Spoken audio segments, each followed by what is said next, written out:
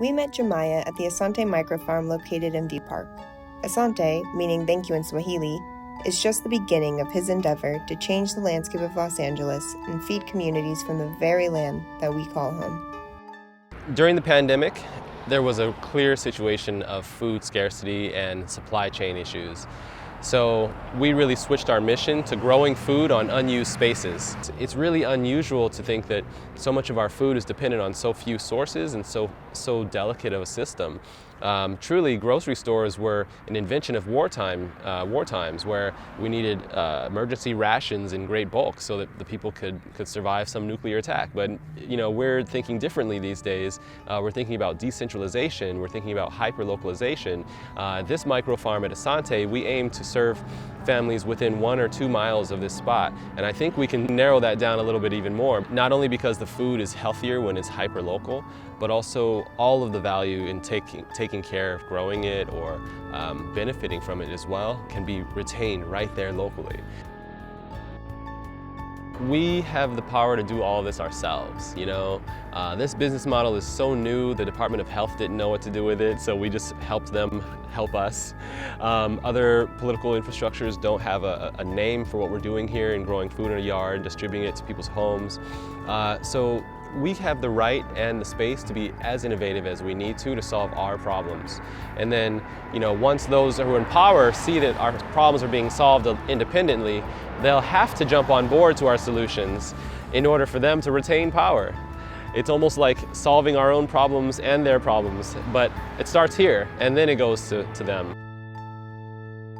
We're one of the largest cities in this specific hardiness zone that allows us to grow food all year long. So we have to demonstrate how we can be, more responsible with what we've been given. Living in a place that experiences drought more often than not, Jamiah recognized the importance of using water mindfully. Beneath the surface of this microfarm is a system of pumps that harvest all the water used to irrigate the plants so it can be used multiple times over, saving thousands of gallons of water in the process. Particularly in Los Angeles, when it comes to water, we have one giant water supply from the Colorado River Basin. And if it's ever disrupted or dissipates, or if politics or policy makes it to where Los Angeles has a lot less access to that, then we're going to be in a much bigger problem than we have now. So we're, with this project, proclaiming that we can do better. Like, instead of using 800 gallons of water to water this grass anymore every day, now we have stored 600 gallons of water and we recycle that every day. So we're saving thousands of gallons of water. In fact, I did the math yesterday. We're only using 8% of the water that they were using for their grass, and we're growing food with it. So there's a lot of possibility for us to do this in different locations, for different contexts, and to show people that really the options are here now, the future's now. In college, I needed an outlet during finals and everything like that, so I went to a community garden and I found a family that was doing work there. They tied me into a school there, and it was called the Soshi Quetzal Garden. And that community garden showed me how everything was potential and it just needed to be tapped into. Like, community had value, community had love, community had need, and I had something to offer it.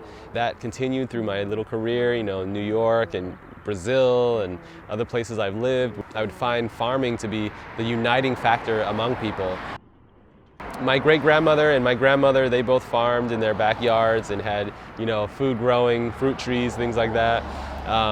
And also my family, historically we come from farming through the South in this country, and even further before that in Africa and other places where tying to the land is the first occupation, and then everything else comes from there.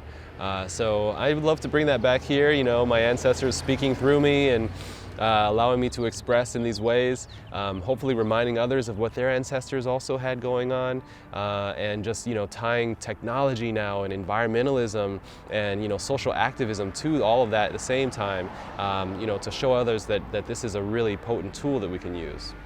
In the same way that we used to view the Hollywood sign and people would go and visit that, we want to say this was the first one and there are 399 more, all pumping out food, creating jobs, creating communities around each other, because each one of these has the potential for schools to be involved, nonprofits to come by for lessons and workshops, tours, so much community action.